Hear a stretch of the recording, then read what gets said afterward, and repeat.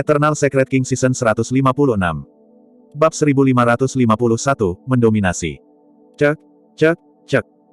Raksasa memelototi semua orang dari Ethereal Peak dan berjalan perlahan dengan senyum sinis. Tatapannya ganas dan membuat seseorang merinding. Astaga! Banyak sekte dan faksi di sekitar puncak Ethereal bubar, tidak menginginkan apapun selain menghindari keterlibatan. Dalam sekejap mata, ruang kosong muncul di sekitar puncak Ethereal. Hanya ada sedikit lebih dari 10 orang dari Ethereal Peak. Di antara lusinan orang, yang terkuat hanya ada di ranah tubuh bersama. Raksasa bisa membunuh semua orang dari puncak Ethereal dalam satu gerakan.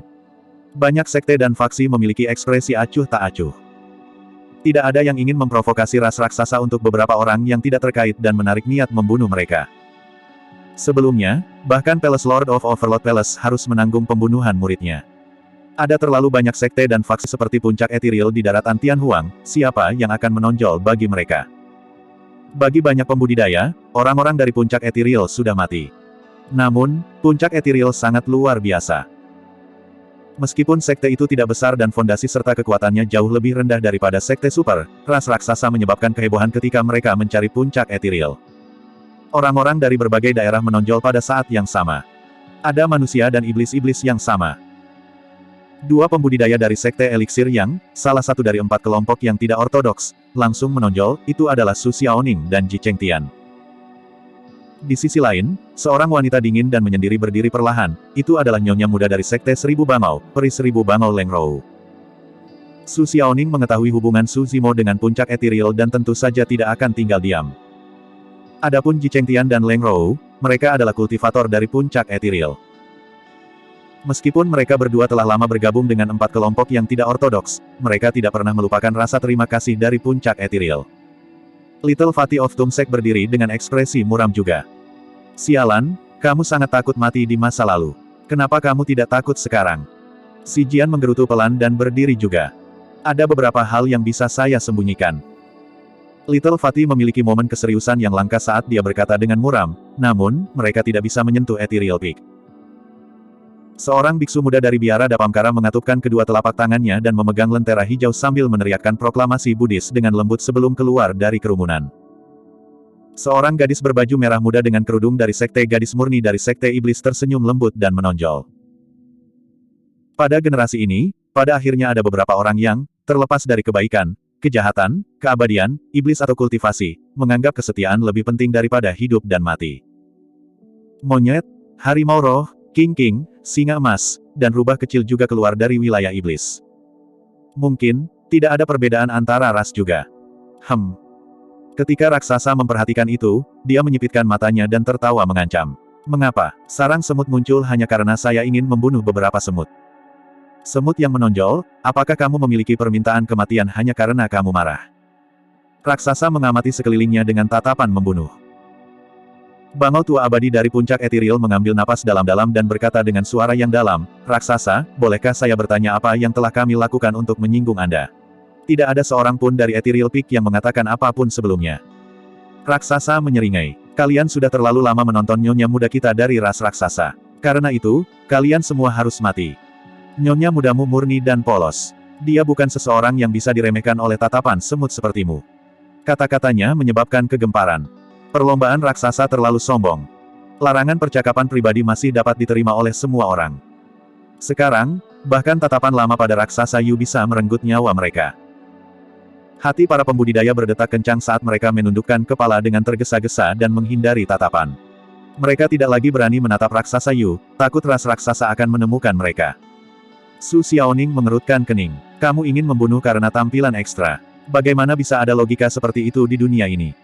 Fufu. Harimau roh itu mengejek, menarik. Mataku milikku sendiri. Aku bisa melihat kemanapun aku mau, itu bukan urusanmu. Tatapan raksasa menyapu kerumunan dan mendarat di harimau roh. Kamu memiliki keinginan kematian. Astaga. Raksasa melebarkan sayapnya dan berubah menjadi seberkas cahaya gelap, menghilang seketika. Saat berikutnya, dia tiba di atas kepala harimau roh dan turun dari langit, menebas ke arah kepala harimau dengan sayap tajamnya. Itu terlalu cepat. Banyak pembudidaya bahkan tidak bisa bereaksi. Namun, harimau roh telah disiapkan dan tubuhnya memancarkan kilatan petir. Dengan raungan marah, dia kembali ke bentuk aslinya dan melambaikan cakarnya untuk berbenturan dengan sayap raksasa. Melekat. Dentang. Bunga api terbang. Seketika, harimau roh memblokir lebih dari 10 gerakan pembunuhan dari raksasa.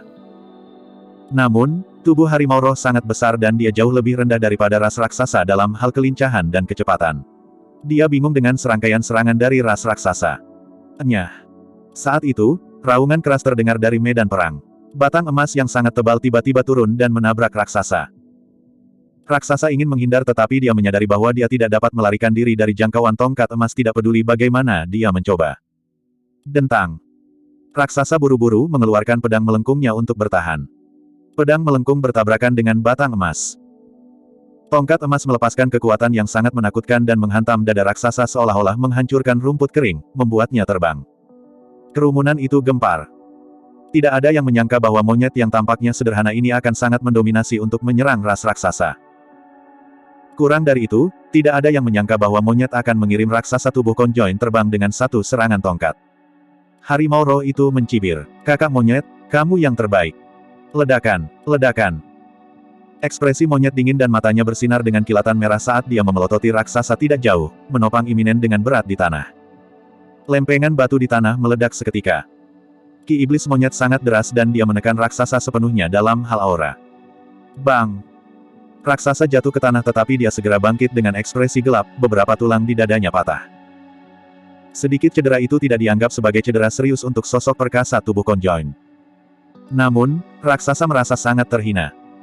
Mereka berada di Tentousan Racemit dan banyak mata menyaksikan dia dipukuli oleh monyet. Hehe. Wan Yu, kekuatan tempurmu telah mundur. Sungguh memalukan. Raksasa lainnya tertawa ketika mereka melihat itu. Raksasa Wan Yu wajahnya berganti-ganti antara warna hijau dan putih. Niat membunuh di matanya meningkat saat dia berkata dengan dingin, jangan berdiri di sana dan lihat kami membuat lelucon dari diri kami sendiri. Jiasi, keluar dan bantu aku. Tentu saja. Raksasa bernama Jiasi menyeringai. Dia tidak bisa menahannya lebih lama lagi dan terbang keluar, menjilat bibirnya dengan lidah merahnya yang mengerikan. Raksasa Wan Yu mencengkeram dadanya dan berkata sambil menyembuhkan luka-lukanya, aku akan menyerahkan monyet itu padamu. Tidak masalah. Mata raksasa Jiasi dipenuhi dengan kegembiraan. Raksasa Wan Yu mengalihkan pandangannya dan memelototi puncak etiril sekali lagi, berkata dengan dingin, biarkan aku membunuh semut-semut yang memelototi nyonya muda kita sebelumnya dulu. Bab 1552, Tuan Muda Arcanegos. Cukup. Suara dingin terdengar dari depan. Raksasa Yulah yang memperhatikan keributan itu dan mencaci maki dengan sedikit cemberut. Nyonya muda, sungguh tidak sopan bagi semut-semut itu untuk menatapmu. Raksasa Wan Yu berkata, jangan khawatir, Nyonya muda. Aku akan membunuh semut ini untukmu dan tidak membiarkan darah mereka mengotori tanganmu. Raksasa Yu sedikit mengernyit dan ekspresinya menjadi gelap. Dia mengibaskannya dengan tidak sabar. Mereka hanya mencari, itu tidak banyak. Tidak perlu mengejar masalah ini. Petik 2. Itu tidak akan berhasil, Nyonya muda. Anda tidak perlu bermurah hati kepada semut-semut ini. Meskipun mereka bisa menghindari kematian, mereka tidak bisa lepas dari hukuman. Raksasa Wan Yu tidak menyadari apa-apa dan berkata dengan nada menggoda, aku akan pergi dan mencabut mata semut itu sebagai hukuman. Selama bertahun-tahun, ras raksasa telah membunuh secara serampangan di daratan Tianhuang dan hampir tidak pernah menemui hambatan besar. Sifat kekerasan dan haus darah dari ras raksasa benar-benar dilepaskan. Dengan mengatakan itu, sosok raksasa Wan Yu melintas dan dia menerjang ke arah semua orang dari Ethereal Peak. Su Xiaoning, Ji Chengtian, Leng Rou dan yang lainnya terkejut dan hendak menghentikannya. Astaga! Sosok yang lebih cepat turun dan tiba di atas raksasa Wan Yu secara instan. Sosok itu mengulurkan telapak tangannya yang indah dan meraih tenggorokan raksasa Wan Yu, membantingnya ke tanah. Bang! Raksasa Wan Yu terhempas ke tanah dan urat serta tulangnya terasa seperti akan terbelah. Dia menggertakkan giginya kesakitan dan keringat mengalir di dahinya. Dia akan mengutuk keras ketika dia melihat sosok di depannya. Seketika, dia menelan kata-kata yang akan dia katakan dan hampir menggigit lidahnya. Orang yang melemparkannya ke tanah adalah nyonya muda dari ras raksasa, Raksasa Yu. Adegan ini mengejutkan semua makhluk hidup dari 10.000 ras. Hanya beberapa pembudidaya puncak etiril yang tampak termenung. Astaga! Harimau roh tidak terganggu oleh keributan itu dan mencibir jahat, tidak khawatir tentang konsekuensinya. Apa yang sedang terjadi? Memulai dengan beberapa pertempuran internal. Petik 2. Nyonya muda, mengapa? Raksasa Wan Yu merasa sedih dan bingung.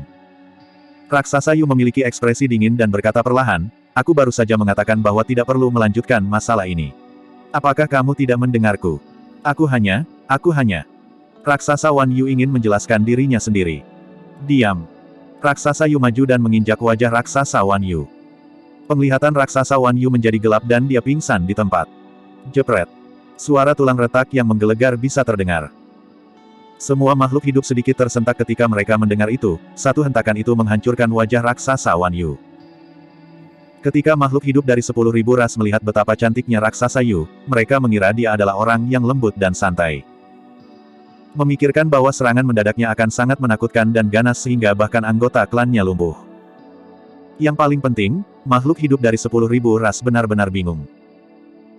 Mereka tidak mengerti mengapa raksasa Yu yang cantik tiba-tiba marah, apakah hanya karena raksasa Wan Yu tidak mematuhi perintahnya. Bahkan ras raksasa pun bingung, apalagi makhluk hidup yang hadir. Awalnya raksasa Jiasi ingin berurusan dengan monyet. Namun, ketika dia melihat itu, dia bergidik ketakutan dan mundur tanpa ragu-ragu. Setelah kejadian itu, banyak raksasa tiba di daerah milik ras primordial dan tidak ada lagi raksasa yang melompat keluar untuk membunuh. Semuanya tenang. Banyak pembudidaya mengangguk pada diri mereka sendiri saat mereka mendapatkan lebih banyak kepercayaan dalam pertemuan 10.000 ras. Dari kelihatannya, raksasa Yu seharusnya ada di sini untuk merundingkan rekonsiliasi dengan kita manusia. Ethereal Peak benar-benar beruntung. Jika raksasa Yu tidak menyerang, pertempuran besar akan pecah. Itu benar, jika pertempuran besar pecah sebelum ras primordial lainnya tiba, mungkin tidak ada cara untuk melanjutkan pertemuan 10.000 ras ini. Dong. Saat semua orang berdiskusi, bel istana Enigma terdengar sekali lagi. Di kejauhan, sekelompok pembudidaya berjubah hijau tua berjalan perlahan. Kelompok pembudidaya tampak tidak berbeda dari manusia kecuali wajah pucat mereka dan mata hijau menakutkan di rongga dalam mereka. Perlombaan penyihir telah tiba di istana Enigma. Pemimpin ras penyihir itu kurus dan pipinya cekung, tampak seperti kerangka yang bisa diterbangkan oleh embusan angin. Namun, ketika makhluk hidup dari 10.000 ras melihat makhluk ras penyihir itu, jantung mereka berdetak kencang dan mereka mengeluarkan ekspresi ketakutan. Itu Tuan Muda Arcanegos, kan? Harus. Saya mendengar bahwa ketika dia muncul 20 tahun yang lalu, dia melepaskan kutukan roh esensi dalam pertempuran dan melukai seorang patriark manusia dengan parah. Iya, meskipun patriark itu melarikan diri, dia meninggal tidak lama kemudian. Itu terlalu menakutkan. Banyak pembudidaya menundukkan kepala dan tidak berani menatap para penyihir, takut kutukan akan turun. Salam, Tuan Muda Arcanegos. Silakan masuk. Penguasa istana-istana Enigma memimpin banyak pembudidaya istana Enigma maju dan menyambut kelompok itu. Tuan Muda Arcanegos tanpa ekspresi dan berjalan melewati para pembudidaya istana Enigma dengan banyak penyihir bahkan tanpa melihat ke Tuan istana. Ini bukan penghinaan. Itu benar-benar pengabaian. Ekspresi Palace Lord of Enigma Palace sedikit berubah. Namun, setelah 100 tahun berkultivasi, dia menjadi lebih tenang dan bisa tetap acuh tak acuh meskipun dihina seperti itu, hanya tersenyum tipis. Ah! Saat itu, seorang kultivator istana Enigma tiba-tiba mengeluarkan tangisan tragis dan jatuh ke tanah. Dia berjuang dan berguling terus-menerus saat kabut hijau menyebar dari tubuhnya. Kultivator itu tampaknya sangat kesakitan saat dia merobek pakaian di tubuhnya berulang kali. Dia meraih wajahnya dan merobek potongan dagingnya satu kali, menodai dirinya sepenuhnya. Semua makhluk hidup merasa merinding ketika mereka mendengar tangisan tragis dan melihat itu. Adik laki-laki. Kultivator istana Enigma lainnya ingin maju dan memeriksa rekan sektenya. Jangan sentuh dia. Ekspresi Palace Lord of Enigma Palace berubah saat dia mengingatkan dengan tergesa-gesa. Sayangnya, sudah terlambat. Ketika pembudidaya istana Enigma di belakang menyentuh pembudidaya di tanah, telapak tangannya juga ternoda oleh kabut hijau. Seketika, daging di telapak kultivator istana Enigma mulai berkarat dan rontok. Ah! Kultivator mengeluarkan tangisan tragis juga. Para pembudidaya istana Enigma terkejut dan bubar. Dalam waktu singkat itu, pembudidaya pertama istana Enigma yang jatuh ke tanah sudah tidak bergerak, berubah menjadi genangan darah. Hanya ada mayat yang tersisa di tempat. Sosok perkasa tubuh bersama sudah mati begitu saja. Sosok perkasa kedua dari istana Enigma juga tidak bisa bertahan lama. Dalam beberapa napas, dia berubah menjadi genangan darah di depan semua orang. Semua orang dari istana Enigma tidak berdaya dan hanya bisa menonton dengan lemah. Su Xiaoning baru saja mendekat dengan sebotol ramuan untuk membantu tetapi sudah terlambat. Tuan istana mencengkeram tinjunya dengan ekspresi sedih dan berbalik untuk melihat Tuan Muda Arcanegos. Mengambil napas dalam-dalam, dia bertanya dengan suara yang dalam, Tuan Muda Hantu Arcane, bolehkah saya bertanya apa artinya ini? Uhuk-uhuk. Tuan Muda Arcane Ghost batuk 2 kali dan berkata dengan nada sakit-sakitan, dia terlalu dekat denganku sebelumnya dan aku membunuhnya secara tidak sengaja. Itu adalah sebuah kecelakaan. Dengan alasan kecelakaan karena seseorang terlalu dekat, 2 sosok perkasa tubuh bersama dari Istana Enigma terbunuh. Penguasa Istana Enigma sangat marah. Namun, dia hanya bisa menanggungnya demi 10.000 racemit. Para pembudidaya terdiam dan hati mereka dipenuhi dengan kesedihan. Pada saat itu, mereka secara bertahap mengalami masa biadab, berdarah dingin, kejam dan tanpa ampun dari era primordial seperti yang dinyatakan dalam legenda. Bab 1553, Mata Liar. Dengan hanya kedatangan 2 ras primordial, ras raksasa dan penyihir telah mengambil inisiatif untuk mengintimidasi orang lain. Banyak pembudidaya diam-diam khawatir. Situasinya sepertinya tidak bagus. Master Sekte Lembah Snowdrift adalah wanita parubaya yang cantik. Dia tampak lembut dan bergumam pelan dengan sedikit kekhawatiran. Amitabha. Kepala biara Huisen dari biara Dapamkara melantunkan proklamasi Buddhis dengan ekspresi khawatir. Ras primordial terlalu mendominasi dan ras manusia secara alami tidak memiliki banyak ruang untuk negosiasi. Dengan demikian, hasil dari pertemuan 10.000 perlombaan ini juga tidak akan menguntungkan. Dong. Lonceng Istana Enigma terdengar sekali lagi. Kabut darah besar melayang dari jauh dengan sosok yang samar-samar terlihat di dalamnya. Sebelum mereka tiba di atas Istana Enigma, bau darah menyebar. Perlombaan anggur darah. 100 tahun yang lalu, ras Bloodfin menghancurkan Sekte Duel Selatan, salah satu sekte atas. Pada akhirnya, mereka ditekan oleh Desolate Martial di Six Stars Mountain dan bahkan tuan muda dari ras Bloodfin saat itu, Teng Lingzi, terbunuh. Pertempuran itu telah mempermalukan ras Bloodfin. Namun, ras anggur darah terkenal dalam 100 tahun terakhir. Belum lama ini, Clearwind Temple, salah satu sekte abadi, dihancurkan. Lebih dari 10 leluhur Mahayana dari kuil angin cerah tewas dalam pertempuran itu. Pada akhirnya, Kaisar Kuil Angin Jernih bahkan muncul dan dimakamkan di puncak Gunung Angin Cerah, menyebabkan kegemparan besar di dunia kultivasi. Dibandingkan dengan ras anggur darah, ras penyihir dan raksasa tidak berbuat banyak selama bertahun-tahun. Hati banyak pembudidaya berdetak kencang dan mereka menjadi gugup seketika, takut mereka akan dibunuh jika ras anggur darah memperhatikan mereka. Palace Lord of Enigma Palace menarik napas dalam-dalam dan menekan amarah di hatinya. Ekspresinya kembali normal saat dia menyambut semua orang dengan tangan terkepal. Salam, ras anggur darah. Silakan masuk. Tuan muda ras Bloodfin saat ini adalah Teng Luo. Dia juga monster yang sangat terkenal yang menjelma dari ras Bloodfin. Namun, jika Teng Lingzi tidak mati, Teng Luo tidak akan memiliki kesempatan untuk menjadi tuan muda dari ras anggur darah. Haus darahnya bahkan sebanding dengan Teng Lingzi. Betapa ramainya. Teng Luo memukul bibirnya dan melihat sekeliling kerumunan, berkata dengan penuh semangat, saya tidak sabar untuk makan begitu banyak makanan segar. Hehehehe. Banyak Bloodfin tertawa terbahak-bahak. Makhluk hidup dari 10.000 ras merasa hati mereka menjadi dingin ketika mereka mendengar itu. Ras Bloodfin tidak menyembunyikan pikiran mereka saat mereka tiba. Di mata mereka, semua makhluk hidup dari 10.000 ras hanyalah makanan. Teng Luo mengamati sekeliling dan makhluk hidup dari 10.000 ras menghindarinya, tidak berani menatap matanya. Hahaha. Dia sombong dan berkata sambil tersenyum, jangan khawatir. Saya baru saja mengonsumsi ratusan makanan dan saya belum lapar. Saat dia mengatakan itu, Teng Luo memimpin balapan Bloodfin. Banyak pembudidaya menghela nafas lega. Dong. Dong. Bel berbunyi 2 kali berturut-turut. Di cakrawala yang jauh, 2 kelompok pembudidaya melaju kencang. Para pembudidaya di sebelah kiri semuanya tinggi dengan rambut emas dan mata biru. Laki-laki itu tampan dan perempuan itu cantik. Mereka tiba bersama seperti pasangan emas. Ras dewa telah tiba. Kultivator di sisi lain tampak tidak berbeda dari manusia. Namun, ada bekas luka darah samar di glabela mereka yang menyerupai mata tertutup.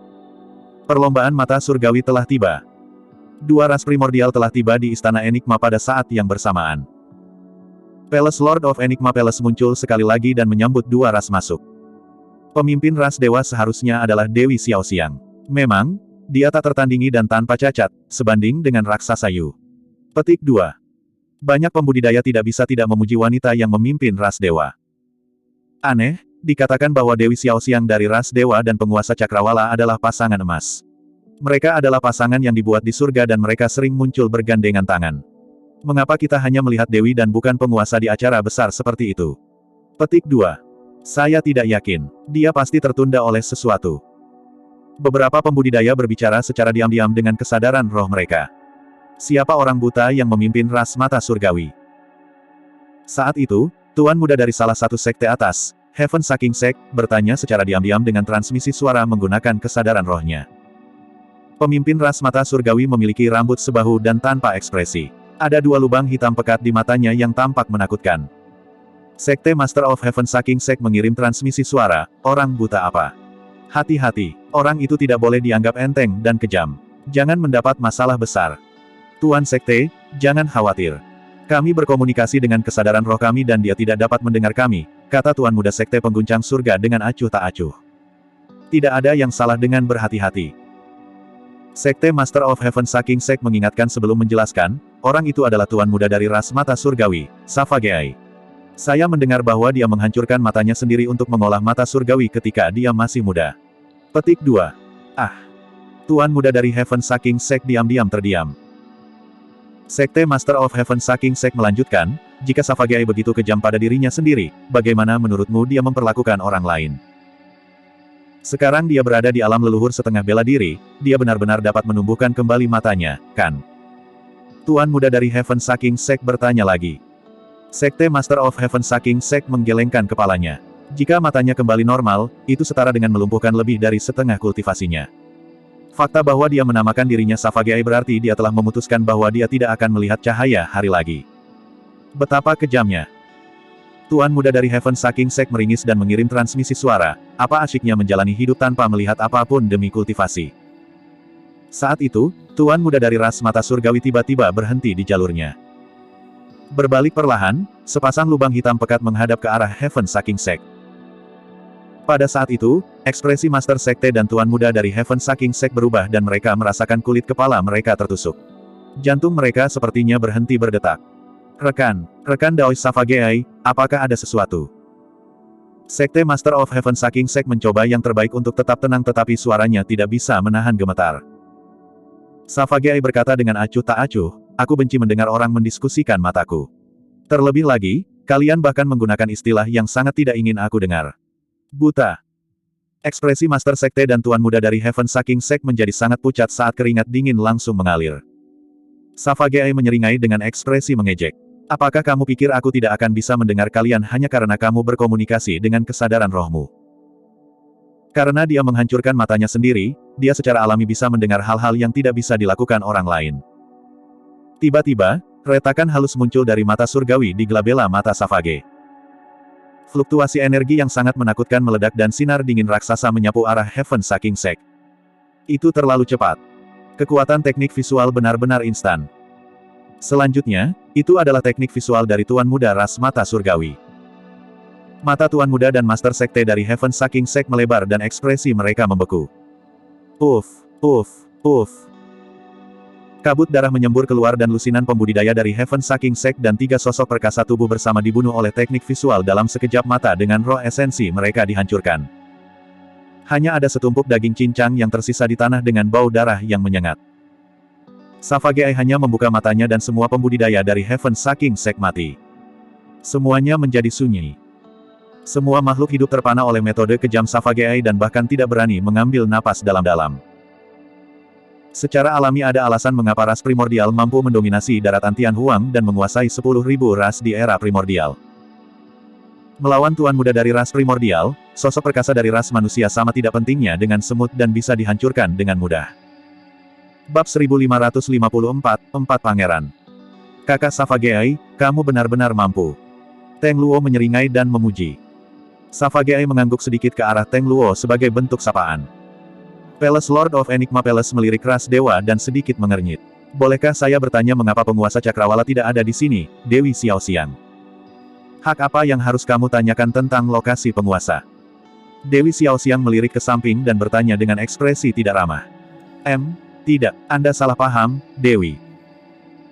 Palace Lord of Enigma Palace menjelaskan dengan tergesa-gesa, bagaimanapun, ini adalah pertemuan 10.000 ras dan penguasa Cakrawala adalah Tuan Muda dari ras dewa. Jangan khawatir, aku bisa membuat keputusan untuk semua yang ada di ras dewa. Adapun penguasa, petik 2. Dewi Xiaoxiang berhenti sejenak dan sedikit kebanggaan melintas di matanya.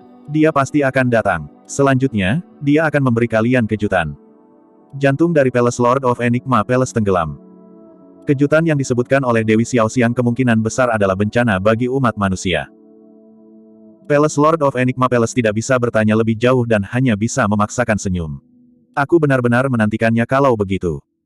Xiaoxiang, kejutan apa yang dimiliki Brother Firmament Sovereign? Beritahu kami. Teng Luo penasaran dan mau tidak mau bertanya. Dewi Xiaoxiang tersenyum cerah. Kamu akan tahu ketika saatnya tiba. Dia akan membawa serta beberapa orang yang tidak Anda duga. Dong. Lonceng istana Enigma terdengar sekali lagi. Menjerit. Tangisan yang menusuk terdengar dari cakrawala yang jauh. Sinar cahaya keemasan yang menyilaukan melonjak dengan aura yang membakar. Ratusan gagak emas berkaki tiga mengepakkan sayapnya. 4 gagak emas berkaki tiga yang memimpin mereka memiliki aura terkuat dan nyala api paling ganas. Dari jauh, tampak seperti 4 matahari yang menyala-nyala terbang ke arah mereka. Perlombaan gagak emas telah tiba di Istana Enigma. Menatap gagak emas berkaki tiga yang terbang dari udara, para biksu Buddha mengungkapkan kesedihan dan kemarahan di mata mereka. Biara hati yang jelas dari 6 biara Buddha dihancurkan oleh ras gagak emas. Dari 6 biara Buddha, biara Dapamkara, biara Intan, biara tanpa bentuk, biara kebijaksanaan, biara Hollow dan biara hati jernih, biara Clear Heart adalah yang paling damai. Itu karena Clear Heart Nuneri dipenuhi dengan biarawati dan kebanyakan dari mereka jauh dari urusan duniawi. Mereka baik kepada orang lain dan jarang berpartisipasi dalam pertarungan dunia kultivasi. Untuk berpikir bahwa sekte super seperti itu akan dibantai tanpa ampun oleh ras gagak emas. Dalam pertempuran itu, biarawati Clear Heart Nuneri yang tak terhitung jumlahnya tewas. Jari-jari ratusan kilometer di sekitar Clear Heart Nuneri dibakar menjadi reruntuhan oleh ras Golden Crow. Bahkan ada lebih banyak makhluk hidup yang mati dalam api itu. Haha. Teng Luo berdiri dan tertawa terbahak-bahak. Untuk berpikir bahwa 4 pangeran dari ras Golden Crow akan dimobilisasi untuk 10.000 racemit ini. Betapa langkanya. Perlombaan Golden Crow memiliki total 10 pangeran. Di antara mereka, pangeran ketujuh adalah yang terkuat dalam pertempuran. 3 dari mereka dibunuh oleh tubuh sejati naga Phoenix di Pulau Penglai. Di antara 4 pangeran Istana Enigma, yang ketujuh hadir. Selain dia, pangeran ke-8, ke-9 dan ke-10 juga hadir. Banyak gagak emas berkaki tiga turun ke alun-alun dan berubah menjadi bentuk manusia mereka, menuju ke arah kerumunan. Ketika dia mendengar salam Teng Luo, pangeran ke-8 tertawa terbahak-bahak. Karena kami semua penasaran, kami datang bersama dengan saudara ketujuh untuk melihat apa masalahnya dengan pertemuan 10.000 ras yang telah diciptakan oleh umat manusia ini. Betapa ramainya. Pangeran ke-9 sedikit bersemangat. Rekan Taois, kalian semua di sini. Pangeran ke-10 adalah yang termuda dan tampak seperti seorang pemuda berusia sekitar 16 tahun. Namun, dia akan mengungkapkan sedikit keganasan dari waktu ke waktu meskipun usianya masih muda. Tidak semua orang memenuhi syarat untuk menjadi salah satu dari 10 pangeran Golden Crow. Ini adalah gelar yang hanya bisa diperoleh setelah pertumpahan darah yang tak terhitung jumlahnya dan menginjak mayat banyak klan, itu sangat mulia. Meskipun pangeran ke-10 belum tua, tangannya berlumuran darah tanpa akhir. Tanpa keganasannya, dia tidak akan bisa mengambil posisi di 10 pangeran gagak emas. 4 pangeran dari ras gagak emas berkumpul memiliki kepribadian yang berbeda. Pangeran ke-7 memiliki wajah yang dingin dan tanpa ekspresi dan tidak mengatakan apa-apa sepanjang waktu. Pangeran ke-8 dan ke-9 jelas lebih bersemangat. Adapun pangeran ke-10, meskipun dia tidak mengatakan apa-apa, matanya bergerak ke kiri dan ke kanan, tidak ada yang bisa membaca pikirannya. 6 ras primordial semuanya ada di sini. Di antara 9 ras primordial, hanya 6 ras primordial yang menyatakan kesediaan mereka untuk mengambil bagian dalam pertemuan 10.000 perlombaan. Tidak ada berita dari ras naga, barbar dan kun. Dengan kata lain, 10.000 racemit bisa dimulai. Penguasa istana-istana Enigma menarik napas dalam-dalam dan berdiri, menyatakan, terima kasih, rekan Taois dari 10.000 ras, karena telah memberi hormat kepada istana Enigma untuk datang dan menghadiri acara ini. Dengan ini saya menyatakan bahwa 10.000 perlombaan akan secara resmi. Tunggu. Sebelum Palace Lord of Enigma Palace selesai, dia diinterupsi. Ras pangeran ke-8 gagak emas menonjol dan melirik curiga pada penguasa istana-istana Enigma dengan ekspresi menghina saat dia mencibir, orang tua, siapa kamu? Siapa bilang kamu memenuhi syarat untuk menjadi tuan rumah 10.000 racemit? Petik 2. Ekspresi Palace Lord of Enigma Palace tidak berubah saat dia berkata dengan suara yang dalam, saya adalah Palace Lord of Enigma Palace dan gelar Dao saya adalah King Se. Istana Enigma adalah orang yang memprakarsai temu perlombaan 10.000 kali ini dan diadakan di Istana Enigma. Secara alami, saya harus menjadi tuan rumah. Apakah Pangeran ke-8 keberatan? Keberatan. Pangeran ke-8 mengangkat bahu. Tentu ada keberatan. Turunlah, kau merusak pemandangan. Hahaha. Banyak gagak emas tertawa terbahak-bahak. Ras raksasa dan Bloodfin juga bersorak. Palace Lord of Enigma Palace menggertakkan giginya dan menekan amarah di hatinya. Pangeran ke-7, bolehkah saya bertanya apakah ini tujuan dari ras gagak emas? Kata-kata ke-8 sama denganku. Pangeran ke-7 berkata dengan acuh tak acuh. Teng Luo mengangkat alisnya sedikit juga dan memukul bibirnya. Aku juga penasaran, hak apa yang dimiliki semut kecil dari ras manusia untuk menjadi tuan rumah pertemuan 10.000 ras? Hanya ras primordial kita yang memenuhi syarat untuk menjadi tuan rumah acara sebesar itu. Dewi Xiaoxiang mengangguk juga dan berkata dengan suara yang dalam. Palace Lord of Enigma Palace memiliki ekspresi yang mengerikan saat dia berdiri di tempat, tidak dapat maju atau mundur. Sebelum 10,000 Rache Meet dimulai, Primordial Six Raches sudah agresif dan mengambil inisiatif. Jika dia menyerahkan pertemuan 10.000 ras ke 6 ras primordial, mungkin tidak akan ada kemungkinan diskusi damai pada saat itu. Mengapa? Apakah kamu tidak yakin? Ketika Pangeran ke-8 melihat bahwa Palace Lord of Enigma Palace tidak mundur untuk waktu yang lama, dia tidak bisa tidak mengangkat alisnya dengan ekspresi membunuh. Keributan juga terjadi di kerumunan. Beberapa Master Sekte Super mengerutkan kening dengan ekspresi khawatir. Mengapa? Kalian sekelompok semut juga tidak yakin. Pangeran ke-8 mengamati sekelilingnya dan berkata perlahan, tidak menyembunyikan niat membunuh di dalam hatinya. Saat itu, Pangeran ke-7 berkata perlahan, jangan katakan bahwa ras gagak emas tidak tulus dan tidak memberimu manusia kesempatan.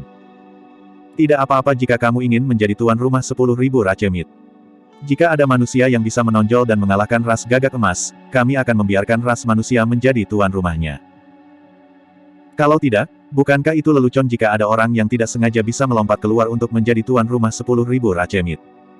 Bab 1555, Tantangan. Palace Lord of Enigma Palace memiliki ekspresi yang mengerikan. Pangeran ke-7 jelas menghinanya dengan menyebutnya bukan siapa-siapa. Selanjutnya, dia tidak menyembunyikannya sama sekali. Teng Luo mengangguk, itu bukan ide yang buruk. Jika orang ini tidak dapat meyakinkan semua orang di sini, jangan repot-repot mencoba menjadi tuan rumah 10.000 Rache Meet. Sungguh memalukan. Kakak ke-7, kamu salah sebelumnya. Pangeran ke-8 berkata sambil tersenyum. Oh. Pangeran ke-7 melirik ke samping. Pangeran ke-8 berkata, ini bukan tentang siapa yang bisa menantang ras gagak emas, ini tentang siapa yang berani. Pangeran ke-9 juga mengamati sekelilingnya dan berteriak, itu benar. Ras gagak emas akan memberi ras manusia kesempatan yang adil. Siapa yang berani menonjol? Tidak ada yang menjawab. Bahkan Master Sekte dari Sekte Super tahu bahwa mereka pasti akan kalah melawan ras primordial dari alam kultivasi yang sama. Ke-8, ke-9, kalian semua leluhur setengah bela diri. Kembali dan duduk. Kalian akan menjadi pengganggu jika Anda menyerang. Biarkan klan di belakang Anda bermain. Pangeran ke-7 telah berbicara. Pangeran ke-8 dan ke-9 duduk dan menyilangkan tangan, bersiap untuk menonton pertunjukan. Seekor gagak emas melesat keluar dan mengamati sekelilingnya sambil tersenyum. Aku bulu emas. Siapa yang berani bermain-main denganku? Kerumunan bergerak tetapi tidak ada yang menonjol. Ji Chengtian dan yang lainnya memiliki niat untuk melakukannya. Namun, mereka baru saja memasuki ranah tubuh konjoin dan tidak memiliki peluang untuk menang sama sekali. Golden Feather tertawa terbahak-bahak dengan ekspresi mengejek. Saya hanya berada di alam tubuh bersama. Aku tidak akan menolak bahkan jika leluhur setengah bela diri dari ras manusia menantangku. Apakah masih ada orang? Hahaha. Golden Feather tertawa terbahak-bahak. Ras manusia hanya memiliki sedikit nyali dan Anda ingin menjadi tuan rumah pertemuan 10.000 ras dan menegosiasikan perdamaian dengan 6 ras primordial kami. Aku akan melakukannya. Saat itu, seorang biarawan tidak bisa tidak menonjol, menarik tatapan yang tak terhitung jumlahnya. Ah! Ini adalah kepala biara dari biara berlian, Biksu Kong Dharma. Tidak disangka bahwa kepala biara dari biara berlian akan memiliki temperamen yang berapi-api. Ini bukan hanya biara berlian. Semua biksu Buddha kemungkinan besar dipenuhi amarah karena penghancuran biara hati yang jelas. Petik 2. Oh! Tatapan Golden Feather mendarat di mongkong Dharmik saat dia mengangguk. Bagus sekali, kau punya nyali, biksu botak. Namun, saya bertanya-tanya seberapa mampu Anda. Petik 2. Aku akan menunjukkan kepadamu apa yang aku mampu hari ini. Kultivasi Biksu Kong Dharma telah mencapai alam leluhur setengah bela diri. Saat dia memasuki medan perang, dia memanggil senjata dharmik takdirnya, staf berlian. Kembangkan pikiran yang tidak tinggal dimanapun. Biksu Kong Dharma melantunkan sutra Buddha dan tubuhnya langsung dipenuhi dengan cahaya keemasan yang menyilaukan. Jantungnya berdegup kencang di dadanya dengan cara yang membosankan dan kuat. Guyuran. Garis keturunan Mongkong Dharmik telah dikultivasikan ke alam darah tsunami. Meskipun Biksu Kong Dharmik adalah leluhur setengah bela diri, dia tidak berani gegabah dan segera melepaskan banyak kartu truf, menyerang bulu emas. Fufu. Golden Feather mencibir dengan ekspresi mengejek dan menghilang dalam sekejap. Serangan Mongkong Dharmik meleset seketika. Terlalu lambat. Saat itu, ejekan bulu emas terdengar di telinga Biksu Kong Dharmik. Biksu Kong Dharmik terkejut dan mengayunkan tongkat berliannya secara terbalik bahkan tanpa berbalik. Serangan itu meleset sekali lagi. Golden Feather sudah lama pergi. Teknik gerakan ras Golden Crow hanya sedikit lebih rendah dari ras raksasa di antara 9 ras primordial. Biara berlian berfokus pada penempaan tubuh dan sepenuhnya dimentahkan oleh ras gagak emas dalam hal teknik gerakan. Bersin. Sebuah luka raksasa muncul di punggung Biksu Kong Dharmik dan dagingnya terbalik. Itu sangat dalam sehingga tulangnya terungkap saat darah menyembur keluar. Abbas, hati-hati.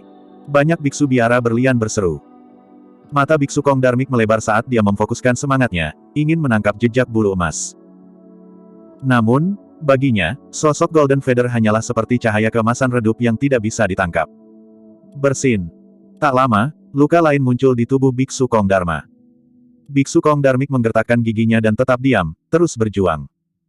Dia percaya bahwa selama staf berliannya bisa menyerang bulu emas, dia pasti akan bisa melukainya dengan parah. Sayangnya, dia bahkan tidak bisa menyentuh sudut pakaian Golden Feather. Mendesah. Kepala biara Dapamkara, Biksu Huisen, menghela nafas. Tak lama kemudian, Biksu Kong Dharmik diliputi luka dan penghalang emas di tubuhnya sedikit meredup saat ki darahnya berangsur-angsur memburuk. Akui kekalahan. Kami mengaku kalah. Murid tituler dari biara berlian menonjol dan berteriak. Biksu Kong Dharma juga terengah-engah. Aku tidak bisa mengalahkanmu. Anda telah menang. Saat dia mengatakan itu, dia ingin mundur ke kerumunan biara berlian. Kamu masih ingin pergi? Suara dingin Golden Feather bergema di sekitar Mongkong Dharmik, tidak menentu dan tidak dapat diprediksi. Ki darah Biksu Kong Dharmik sangat terkuras dan waktu reaksi serta pertahanannya sangat berkurang. Tiba-tiba, Golden Feather muncul di belakang Mongkong Dharmik dan mengulurkan telapak tangannya, menusuk kuku tajamnya ke kepala Mongkong Dharmik. Off! Biksu Kong Dharmik berhenti dan tatapannya meredup. Kekuatan hidup di tubuhnya berkurang dan roh esensinya tertusuk oleh kuku Golden Feather. Biksu Kong Dharma telah mati. Abbas. Para biarawan dari biara berlian menangis dengan tragis dan menyerbu ke depan. Mengapa kamu ingin mati bersama? Tatapan Golden Feather semakin intensif dan dia berubah menjadi seberkas cahaya keemasan, melintasi kerumunan. Uff, uff, uff. Kilatan darah muncul. Dalam sekejap mata, 3 biksu biara berlian di depan tewas di tempat. Para biarawan biara berlian yang tersisa ketakutan dan berhenti di jalur mereka, tidak berani maju. Murid tituler dari biara berlian berkata dengan suara yang dalam, bulu emas, kami hanya ingin mengambil mayat kepala biara. Kami tidak punya niat untuk menyinggung Anda. Petik 2. Sebuah mayat. Bulu emas tersenyum lembut, tidak ada mayat. Setelah mengatakan itu, sebuah bola api keemasan meledak dari ujung jari bulu emas dan mendarat di Dharmik Mongkong. Dengan whoosh, itu terbakar. Semua orang dari biara berlian tercengang. Amitabha.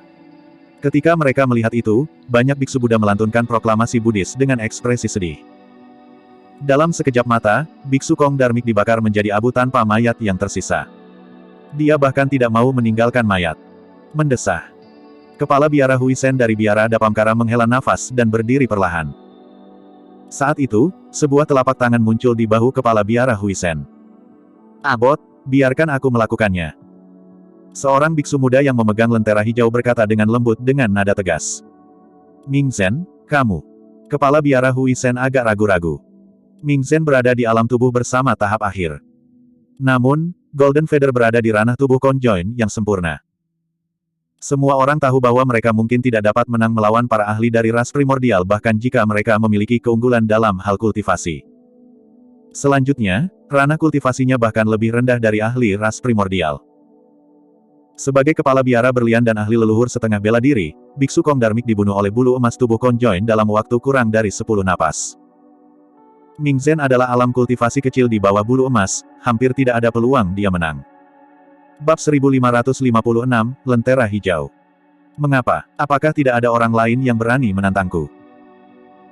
Golden Feather mencibir dan mengamati sekelilingnya, mencibir, ras manusia bahkan tidak mampu mengalahkanku dan kalian pikir kalian bisa menjadi tuan rumah 10.000 racemit. Petui. Golden Feather meludah dengan jijik. Seolah-olah dia telah meludahi wajah semua pembudidaya. Master Sekte dari Sekte Super diam. Memang, ada beberapa teladan leluhur setengah bela diri di Sekte Abadi, Iblis, dan Buddhis generasi ini. Jika mereka menonjol, mereka mungkin bisa mengalahkan Golden Feather. Namun, semua pembudidaya tahu bahwa keempat pangeran, seluruh ras gagak emas dan bahkan 6 ras primordial mendukung bulu emas. Saat ini, Golden Feather lah yang menantang umat manusia. Namun, para ahli lain dari 6 ras primordial seperti Tuan Muda Arcane Ghost, Dewi Xiaoxiang dan inkarnasi monster lainnya menyaksikan dari samping, tidak banyak orang yang bisa menahan tekanan itu. Lebih penting lagi, pertarungan melawan Golden Feather bukanlah pertarungan, itu pertarungan sampai mati. Meskipun tampak adil di permukaan, itu tidak adil. Itu karena meskipun 6 ras primordial berani membunuh dengan berani, paragon manusia yang hadir tidak punya nyali. Siapapun yang berani membunuh Golden Feather harus menanggung amarah ras Golden Crow selanjutnya. Pada saat itu, ada kemungkinan besar bahwa seluruh sekte mereka akan terlibat. Tiba-tiba, Tuan Pulau dari Pulau Penglai berkata, karena itu masalahnya, hanya tepat bagi Tuan Muda dari 6 ras primordial untuk menjadi tuan rumah pertemuan 10.000 ras. Pulau Penglai mendukung saran ini. Banyak pembudidaya terkejut ketika mereka mendengar itu. Jika 6 ras primordial menjadi tuan rumah pertemuan 10.000 ras, itu berarti umat manusia akan kehilangan keunggulan dan inisiatif terakhir mereka tanpa kesempatan untuk bernegosiasi. Banyak master sekte mengerutkan kening dan menatap master pulau dari Pulau Penglai dengan tak percaya. Tuan Istana-Istana Enigma berkata dengan ekspresi muram, Tianqi, ada beberapa saran yang harus kamu perhatikan. Aku juga setuju. Tiba-tiba, Master Sekte dari Sekte Biduk Surgawi berkata, karena Istana Enigma tidak memenuhi syarat, itu normal bagi 6 ras primordial untuk menampungnya. Master Sekte dari Sekte Bumi Jahat mengangguk juga. Ini adalah kumpulan dari 10.000 balapan untuk memulai. Tidak peduli siapa yang menyelenggarakannya. 6 ras primordial pernah menguasai daratan Tianhuang dan memang memenuhi syarat. Petik 2. Pemuja penyempurnaan mayat juga menyenangkan. Sekte racun itu menyenangkan. Keluarga aristokrat Dongfang dan Ximen menyenangkan. Dalam sekejap mata, banyak sekte super menonjol dan mendukung 6 ras primordial. Keributan pecah di kerumunan. Master Sekte Lembah Snowdrift, Sekte Cakrawala Ungu, Biara Dapamkara dan Master Sekte lainnya terkejut, mereka tahu apa artinya itu. Ada kemungkinan besar bahwa sekte super yang menonjol sekarang telah bergabung dengan 6 ras primordial atau bahkan tunduk kepada mereka. Huff. Harimau roh cemberut bibirnya. Para pengecut yang sama pengecutnya seperti tikus sudah menyerah bahkan sebelum pertarungan dimulai. Kami setuju. Saat itu, iblis laba-laba tubuh Conjoin berkata dengan keras. Setan laba-laba itu berasal dari salah satu dari 8 wilayah iblis, Bukit Pasir 1000 laba-laba. Wilayah iblis Laut Timur juga setuju. Setan besar dari Laut Timur menonjol. Lembah 1000 setan menyenangkan. Peacock Ridge cocok untuk itu. Dalam sekejap mata, setengah dari 8 wilayah iblis menonjol dan setuju bahwa 6 ras primordial harus menjadi tuan rumah pertemuan 10.000 ras. Hahaha. Pangeran ke-8 gagak emas mengangkat kepalanya dalam tawa. Jadi, 10.000 ras semuanya menantikan kembalinya 6 ras primordial kami ke daratan Tianhuang. Karena semua makhluk hidup dari 10.000 ras menyetujuinya, kami akan menerimanya. Saya tidak setuju. Saat itu, sebuah suara yang tidak tepat waktu terdengar. Kedengarannya sangat menusuk bagi para ahli dari 6 ras primordial. Seorang biksu muda berjalan keluar perlahan. Biksu botak lain ada di sini untuk mati. Sebelum keempat pangeran bisa berbicara, ekspresi bulu emas menjadi gelap saat dia memelototi biksu muda itu dengan membunuh, dia bisa menyerang kapan saja. Siapa biksu kecil itu? Dia hanya di alam tubuh Conjoin tahap akhir. Apakah dia di sini untuk mati? Ming Zhen dari Biara Dapamkara memiliki warisan Fahua dan Biara Daming dan bahkan memperoleh warisan Bodhisattva Siti Garba di tanah warisan Dao. Dia pernah menjadi murid tituler dari Biara Dapamkara dan harus memiliki beberapa cara. Tidak ada gunanya memiliki beberapa cara. Dia mencari kematian dengan memiliki alam kultivasi yang lebih rendah daripada ras gagak emas. Saya mendengar bahwa Biksu Ming Zen memiliki hubungan yang baik dengan Desolate Martial. Ngomong-ngomong, jika Desolate Martial masih ada, dia pasti akan mampu melawan para ahli dari 6 ras primordial dengan kekuatan tempurnya. Banyak pembudidaya memiliki ekspresi yang bertentangan saat menyebutkan Desolate Martial. Sampai titik kebangkitan Desolate Martial ini, dia menjadi sasaran dan bahkan diburu oleh sekte super secara kolektif. Namun, banyak sekte tidak dapat menyangkal fakta tersebut. Desolate Martial adalah monster terkuat yang menjelma dalam ras manusia di generasi ini. Alam tubuh bersama tahap akhir. Di medan perang, Golden Feather menatap Ming Zen dan tiba-tiba mencibir, sepertinya tidak banyak manusia yang tersisa. Memikirkan bahwa bahkan tubuh konjoin tahap akhir ingin muncul dan mati sekarang. Petik 2. Kenapa, kamu ingin menantang seseorang di atas levelmu, Biksu Botak? Amitabha. Ming Zen memegang lentera hijau di tangan kirinya dan menggelengkan kepalanya dengan lembut. Saya hanya ingin penjelasan untuk senior Kong Darmik serta rekan Daois dari Clear Heart Nunnery. Baiklah, aku akan mengirimmu ke neraka untuk menemui mereka segera. Tatapan Golden Feather meningkat dan dia menghilang di tempat dalam sekejap. Dalam sekejap mata, bulu emas telah tiba di belakang Ming Zen. Dia mengulurkan tangan dan kukunya yang tajam menancap di kepala Ming Zen. Teknik gerakannya terlalu cepat. Sebagian besar pembudidaya yang hadir tidak dapat menangkap jejak bulu emas sama sekali dan yang bisa mereka lihat hanyalah seberkas cahaya keemasan yang berkedip-kedip. Ming Zen berdiri di tempat tanpa bergerak dengan kepala menunduk, seolah-olah dia tidak bisa bereaksi tepat waktu. Ini sudah berakhir. Biksu kecil itu sudah mati. Petik 2. Begitulah cara Biksu Kong Darmik meninggal sebelumnya. Bulu emas masih dalam wujud manusia. Jika dia berubah menjadi wujud aslinya, kecepatan dan kekuatannya akan meningkat secara eksponensial. Sulit membayangkan seberapa kuat dia nantinya. Saat semua orang berdiskusi, Ming Zen tidak berbalik dan juga tidak bergerak. Dia hanya mengangkat lentera hijau di tangannya ke arah kepalanya.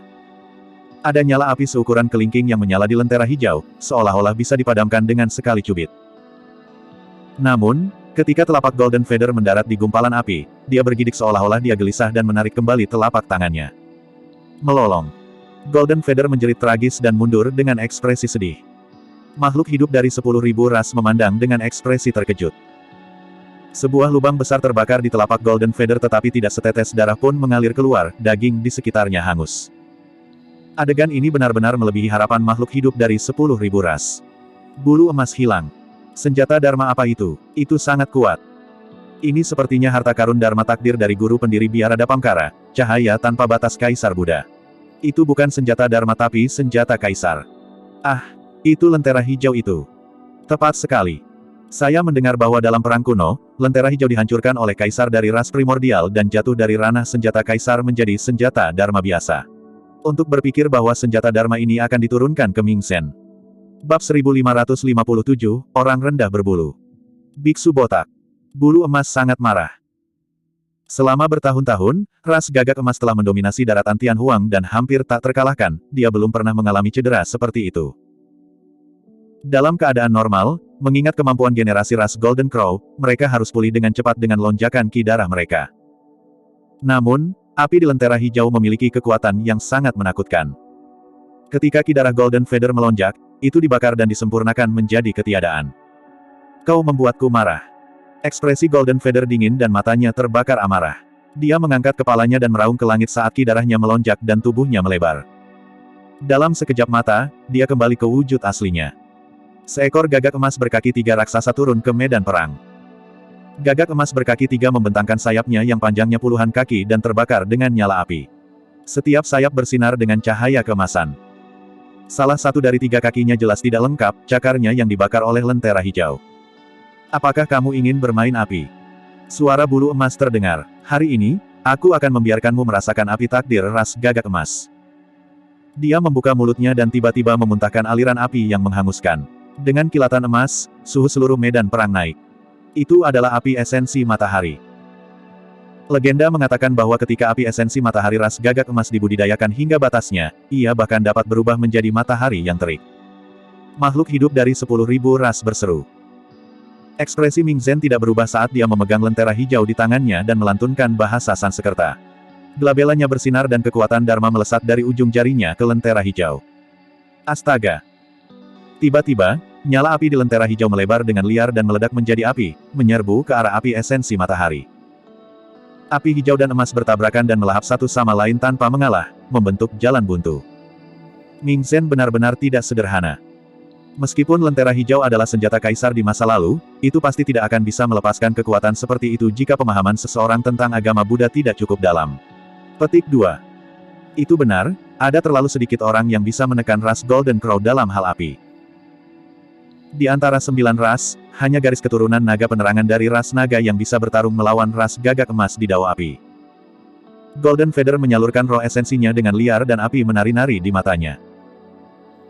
Di bawah pengawasan klan gagak emas, 4 pangeran dan para ahli dari 6 ras primordial serta makhluk hidup dari 10.000 ras, dia tidak boleh kalah.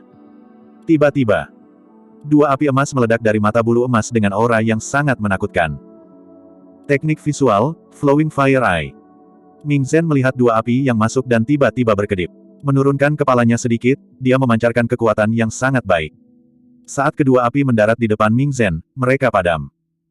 Ketika kepala Bodhisattva diturunkan, ribuan teknik visual dapat dihilangkan. Kekuatan tubuh Ming Zhen melonjak ke lentera hijau dan nyala api hijau meningkat. Seketika, itu melahap api esensi matahari bulu emas dan bangkit melawan arus untuk melahap yang terakhir.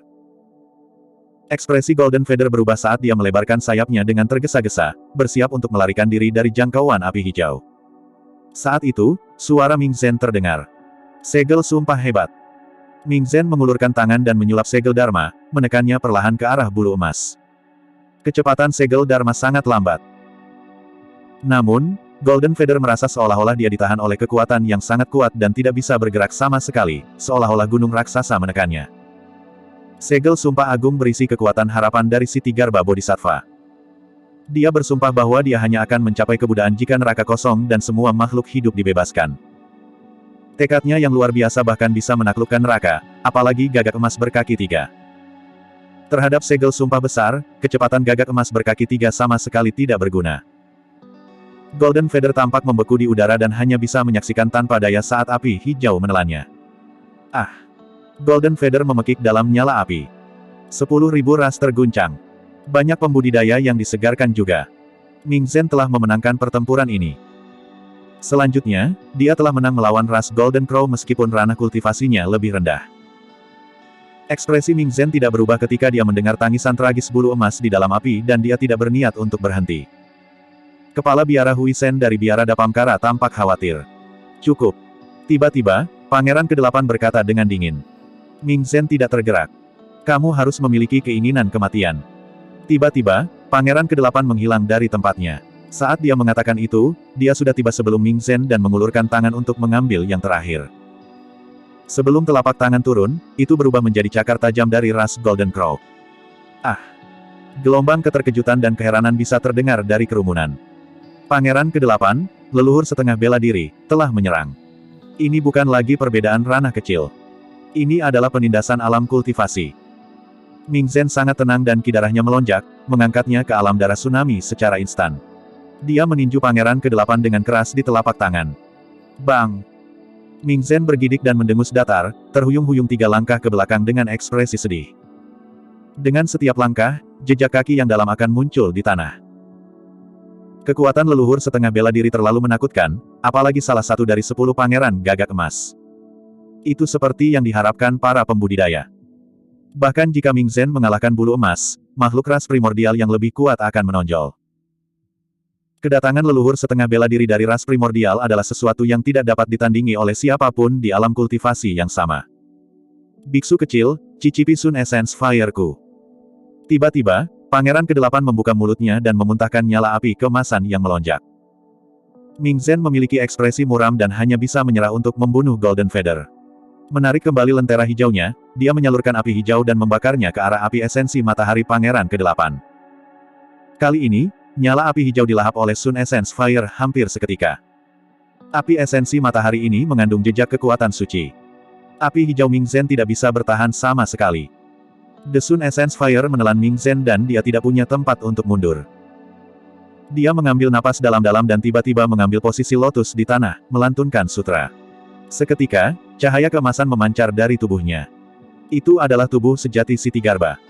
The Sun Essence Fire menelan Ming Zhen dan membakarnya terus-menerus.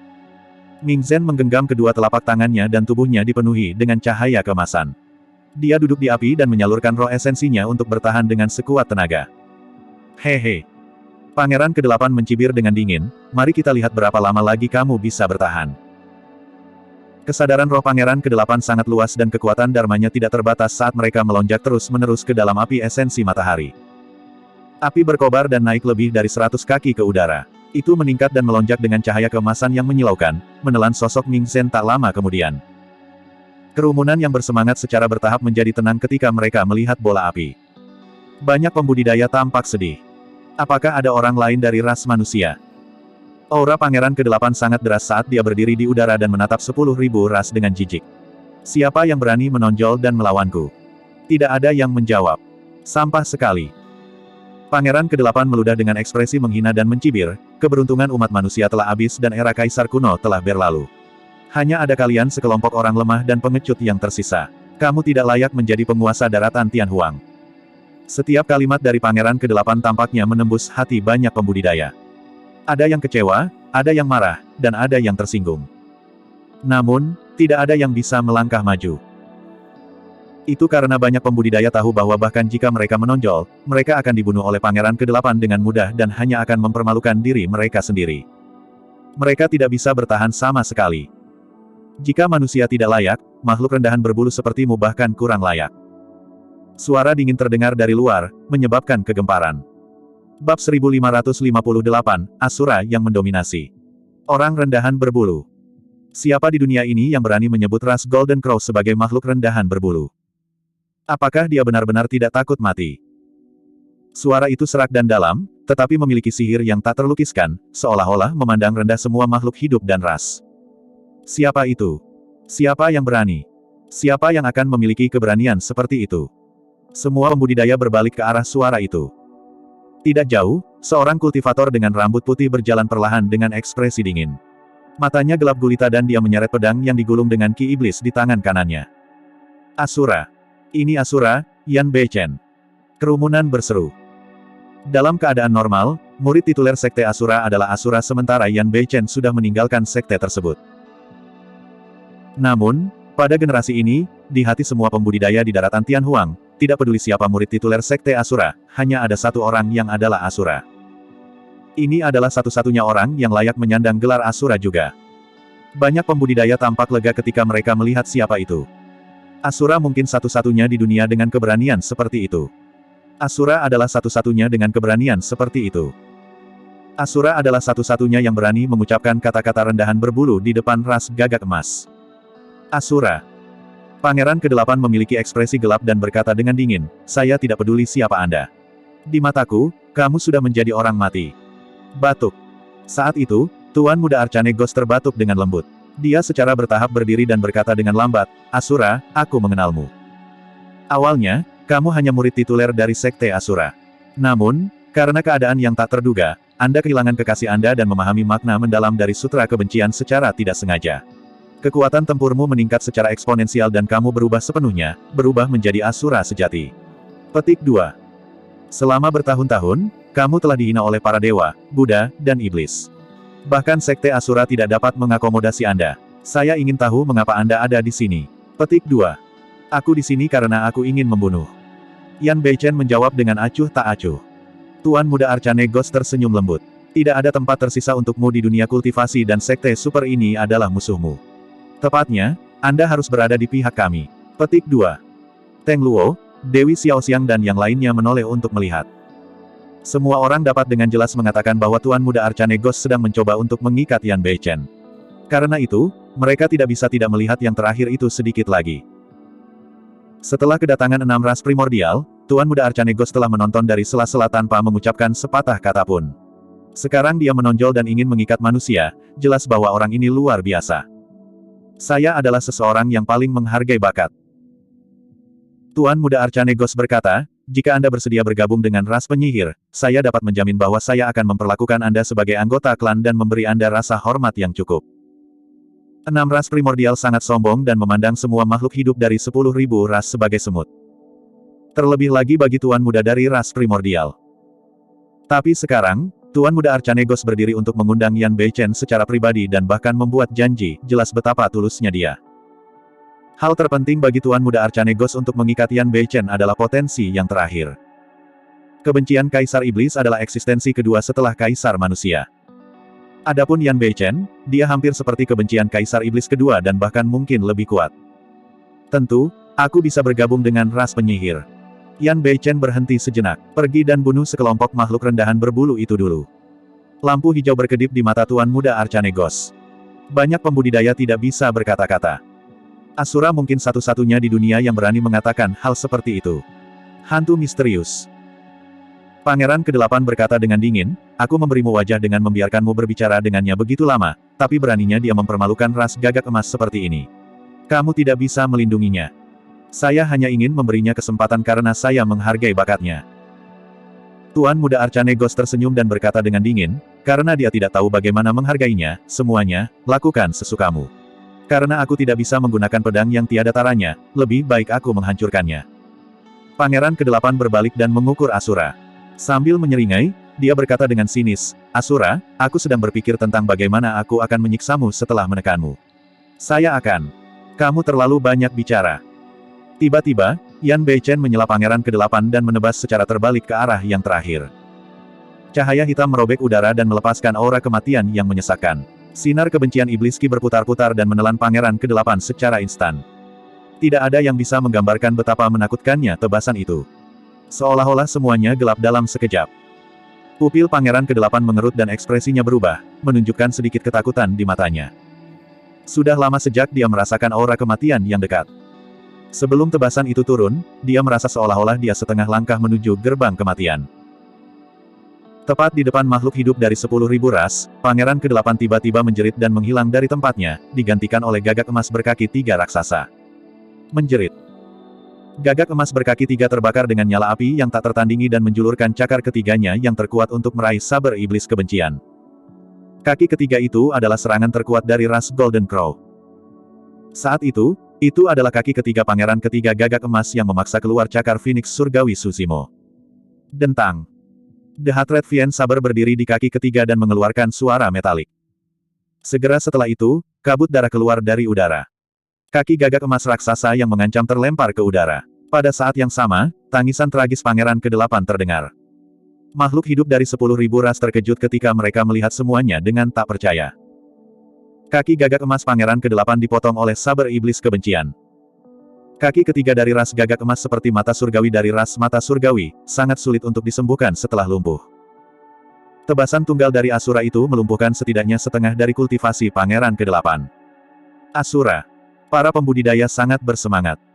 Sebelumnya, Pangeran ke-8 bahkan tidak perlu menyulap wujud aslinya untuk menekan Ming Sen. Tapi sekarang setelah Asura turun, meskipun Pangeran ke-8 telah kembali ke wujud aslinya, dia masih terluka parah. Asura, kamu sudah selesai. Pangeran ke-8 berhenti dan berkata dengan dingin, karena kamu mematahkan salah satu kakiku, aku akan mengulitimu, mencabut uratmu dan membakar tulangmu menjadi abu. Aku akan memenjarakan jiwamu dan menyiksamu selama 1000 tahun. Ekspresi Yan Beichen tidak berubah seolah-olah dia tidak mendengar apa-apa. Setelah menebas, dia tidak berhenti sama sekali dan turun sekali lagi seperti bayangan. Ketika dia melihat itu, Pangeran ke-8 ketakutan. Tidak baik. Pangeran ke-8 ketakutan. Orang ini ingin membunuhku. Tidak heran mengapa Pangeran ke-8 ceroboh, dia benar-benar tidak menyangka Asura begitu berani untuk memburunya tanpa henti setelah memotong kakinya. Bahkan ras primordial lainnya tidak mengharapkan ini, apalagi dia. Pangeran ke-8 didukung oleh seluruh ras gagak emas dan 6 ras primordial. Orang ini sudah dalam sub panas setelah melukai Pangeran ke-8 dengan parah. Sekarang, dia bahkan bertekad untuk membunuh Pangeran ke-8. Asura, beraninya kamu. Pangeran ke-7 sangat marah dan segera kembali ke wujud aslinya. Mengepakkan sayapnya, dia turun dari langit dan menerjang ke arah Yan Beichen. Di antara 4 pangeran, Pangeran ke-7 adalah yang terkuat. Pangeran ke-9 dan ke-10 mengikuti di belakang. Tindakan Asura membuat marah ras gagak emas dan 3 pangeran menyerang pada saat yang sama. Bab 1559, Pertempuran Chaotic. Huff. Ekspresi Yan Beichen tidak berubah saat ki darahnya melonjak, melepaskan aura penuh leluhur setengah bela diri. Melambaikan saber iblis kebencian ke depan, dia berteriak, kebencian tanpa batas. Neraka tanpa batas. Tebasan itu melepaskan aliran ki iblis yang kaya. Niat pedang yang menakutkan turun dan menyelimuti 4 pangeran dari ras gagak emas. Kebencian melonjak tanpa henti dengan niat membunuh deras yang menyerupai api penyucian. Sebenarnya, tebasan itu telah melampaui kebencian Kaisar Iblis. Yan Beichen menyatu dengan dua teknik budidaya Sekte Iblis, Sutra Asura dan Sutra Kebencian. Dia adalah satu-satunya yang bisa menggabungkan kedua teknik kultivasi itu dengan sempurna. Kebencian dan niat membunuh dilepaskan sepenuhnya dari tebasan itu. Hati-hati, semuanya. Pangeran ketujuh berteriak dengan ekspresi muram. Melekat, dentang. Suara benturan logam bisa terdengar di udara. Tebasan Yan Beichen bertahan melawan tiga pangeran yang menyerang ke depan, memblokir semua serangan mereka. Api esensi matahari yang dilepaskan oleh ketiga pangeran itu dilahap oleh Ki Iblis Kebencian dan Ki Iblis Asura juga dan tidak bisa merembes keluar api apapun. Yan Beichen melangkah maju dengan ekspresi dingin. The Hatred Vien Saber merobek udara dan berubah menjadi seberkas cahaya hitam, menebas pangeran ke-8. Wajah pangeran ke-8 pucat saat dia melepaskan teknik melarikan diri dan berubah menjadi seberkas cahaya keemasan, melarikan diri ke kejauhan. Puff! Kilatan darah muncul. Tepat di depan semua orang, gagak emas berkaki tiga raksasa dibelah menjadi dua dari tengah oleh seberkas cahaya hitam. Darah yang tak terhitung jumlahnya berceceran dan organ-organnya tumpah ke tanah dengan bau darah yang menyengat. Tidak peduli seberapa cepat teknik melarikan diri pangeran ke-8, dia tidak bisa menandingi pedang Asura. Tebasan itu membelah pangeran ke-8 menjadi dua. Roh esensi pangeran ke-8 bahkan tidak bisa melarikan diri dan dihancurkan oleh satu tebasan, mati di tempat. Set! Terengah-engah bisa terdengar dari kerumunan. Banyak pembudidaya tercengang kaget. Asura terlalu kuat. Terlepas dari kenyataan bahwa dia melukai pangeran ke-8 dengan parah, dia bahkan berhasil membelah yang terakhir meskipun dikelilingi oleh serangan dari tiga pangeran lainnya. Untuk beberapa alasan, banyak pembudidaya merasakan pompa darah mereka ketika mereka melihat itu. Dalam kegelisahan mereka, mereka mencengkeram tinju mereka dan berharap mereka bisa bergegas keluar dan berdiri bahu-membahu dengan Asura. Terlalu banyak pembudidaya terbunuh ketika 6 ras primordial turun sebelumnya. Namun, sejak awal, tidak ada pembudidaya yang berani melangkah maju atau menegakkan keadilan bagi para pembudidaya yang mati. Tapi sekarang, Asura telah tiba. Asura tidak ada di sini untuk menegakkan keadilan atau mencari ganti rugi bagi orang lain. Asura hanya ingin membunuh. Namun, itu sudah cukup. Siapa bilang ras manusia tidak memiliki paragon atau inkarnasi monster? Ledakan. Pangeran ke-8 sudah mati. Di medan perang, kekuatan bola api yang membakar berkurang secara signifikan dan sesosok tubuh merobek api, turun ke hadapan semua orang sekali lagi, itu adalah Ming Zhen. Ming Zhen belum mati. Kerumunan berseru dan banyak pembudidaya senang. Awalnya, banyak pembudidaya berpikir bahwa Ming Zhen sudah terbakar menjadi abu setelah dimurnikan oleh api pangeran ke-8 begitu lama. Untuk berpikir bahwa dia masih hidup. Saat itu, Teng Lingzi memasukkan karakteristik Dharma Ming Zhen ke dalam labu darah takdir untuk disempurnakan selama 10 tahun penuh tanpa bisa memperbaiki yang terakhir. Meskipun api esensi matahari pangeran ke-8 sangat kuat, ia tidak dapat melakukan apapun pada tubuh emas Siti Garbanya yang ditopang oleh lentera hijau. Pangeran ke-7 berdiri di udara dan memandangi mayat pangeran ke-8 dengan dingin saat dua api emas menyala di matanya. Menjerit. Pangeran ke-9 mengangkat kepalanya dan menangis dengan ekspresi sedih. Menjerit. Ratusan gagak emas kembali ke bentuk aslinya dan mengelilingi mayat pangeran ke-8 di udara, menangis tanpa henti. Asura, aku akan membuatmu membayar dengan nyawamu. Pangeran ke-7 meraung dan berubah menjadi tombak yang menyala-nyala, menyerbu ke arah Yan Beichen. Tombak itu merobek udara dan kekuatan Dharma di kehampaan terbakar. Pada saat yang sama, pangeran ke-9 dan ke-10 menyerang. Tiga pangeran melepaskan seni Dharma dan bergabung untuk menyerang Yan Beichen. Ekspresi Yan Beichen tidak berubah saat dia menggunakan pedang iblis kebencian dan menggabungkan teknik pedang sutra kebencian dan sutra asura dengan sempurna. Setiap tebasan tunggal berisi dua maksud pedang. Bahkan ketiga pangeran tidak berani menghadapinya dan harus menghindarinya. Untuk pertempuran tingkat ini, bahkan Ming Zhen tidak bisa ikut campur, apalagi yang lain. Huff. Ji Chengtian mencibir, ras Golden Crow benar-benar tidak tahu malu. Sebelumnya, mereka bahkan berbicara tentang pertarungan yang adil. Saat mereka melihat bahwa mereka tidak bisa menang, mereka bergabung. Jangan khawatir. Leng Rou berkata perlahan, Asura terlalu kuat. Bahkan dengan kekuatan gabungan dari tiga pangeran gagak emas, mereka ditekan olehnya. Menjerit. Pangeran ke-7 menangis sekali lagi. Situasi di medan perang berubah seketika.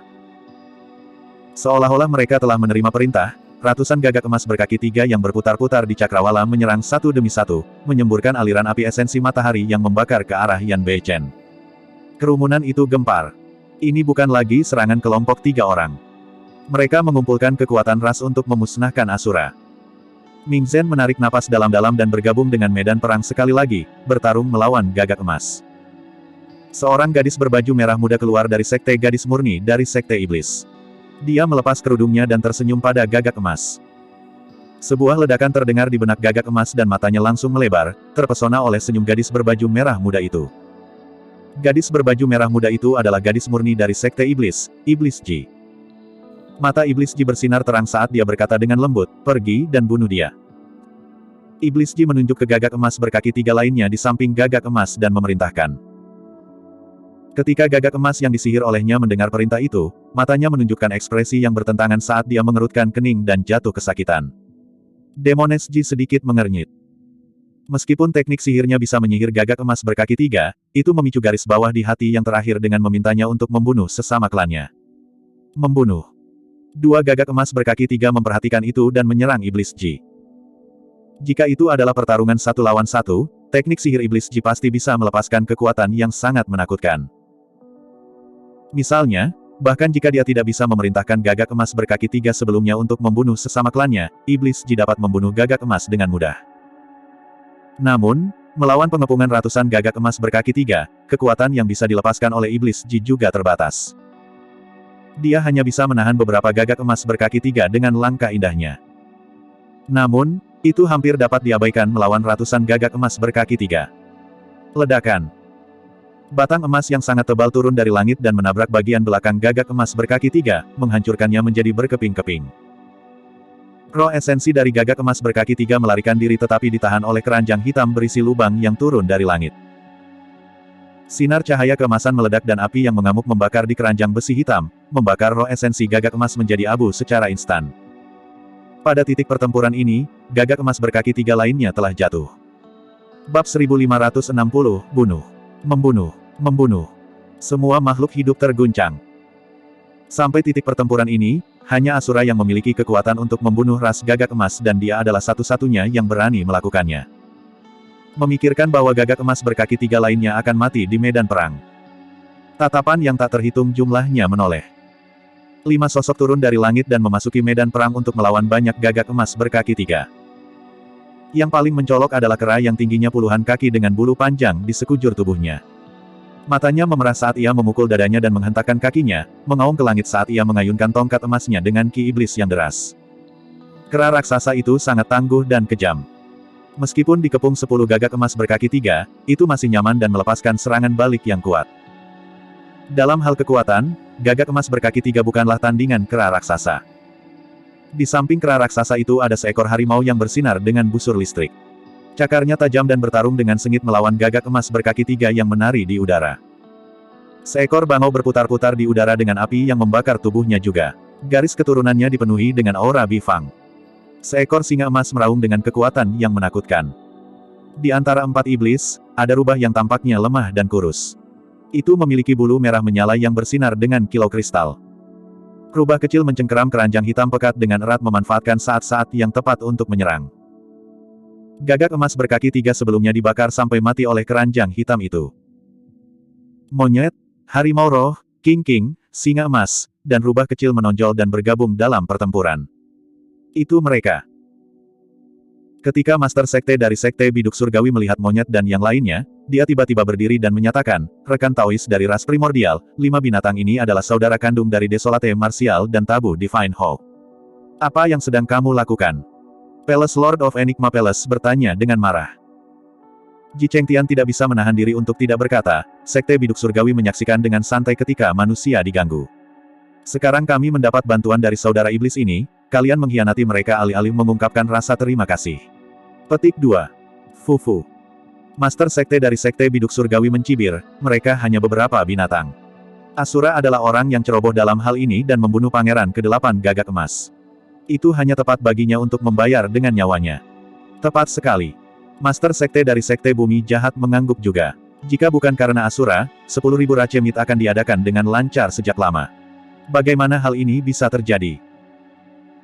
Ketika mereka mendengar itu, Ji Chengtian bukan satu-satunya, bahkan Master Sekte Lembah Snowdrift, Sekte Cakrawala Ungu, Biara Dapamkara, Biara Berlian dan yang lainnya melotot dengan marah. Jika Asura tidak datang, umat manusia akan menderita penghinaan yang tak terbayangkan.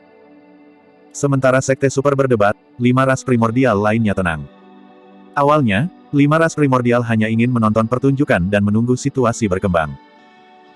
Namun, ketika mereka mendengar bahwa monyet dan yang lainnya adalah saudara dari Desolate Martial, mereka tertarik. Desolate Martial mungkin sudah mati. Teng Luo mengusap dagunya dan tiba-tiba berkata, bahkan jika kita tidak bisa membunuh Desolate Martial untuk melampiaskan frustrasi kita, tidak buruk membunuh saudara kandungnya juga. Haruskah kita turun dan bermain juga untuk meregangkan tubuh kita? Teng Luo menjilat bibirnya. Aku sedikit lapar. Aku bisa menangkap beberapa makanan untuk dimakan. Savage tidak bergerak dan tidak berniat untuk bangun. Raksasa Yu memejamkan mata dan beristirahat juga, seolah-olah dia tidak ingin berpartisipasi dalam pertarungan. Tatapan Dewi Xiaoxiang mendarat di iblis Ji. Tiba-tiba, dia berdiri dan berkata dengan dingin, serahkan iblis wanita itu padaku. Oh. Teng Luo bertanya, rekan Taois Xiaoxiang, mengapa Anda tertarik pada seorang wanita? Aku tidak bisa melihat siapapun yang memiliki wajah lebih cantik dariku. Dewi Xiaoxiang berkata dengan acuh tak acuh, namun, jika ada, aku akan menghancurkannya secara pribadi. Kejam, aku menyukainya.